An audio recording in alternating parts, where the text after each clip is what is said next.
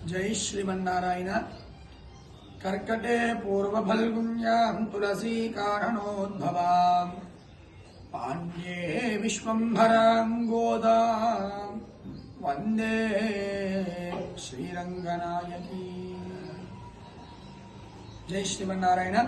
प्रिय भगवत् बंधुవులారా, మన భాగ్యనగరం కోటి ఇసామియా బజార్ ప్రాంతంలో వేయించేసి ఉన్నటువంటి శ్రీ రాజ్యలక్ష్మి సమేత శ్రీ యోగానంద లక్ష్మీ నరసింహస్వామి వారి దివ్య దేవాలయంలో ధనుర్మాస మహోత్సవాలలో భాగంగా ఇవాల్టి రోజున జనవరి 11వ తేదీ నాడు కూడాలయ మహోత్సవం అంగరంగ వైభవోపేతముగా నిర్వహించుకోవడం జరుగుతోంది।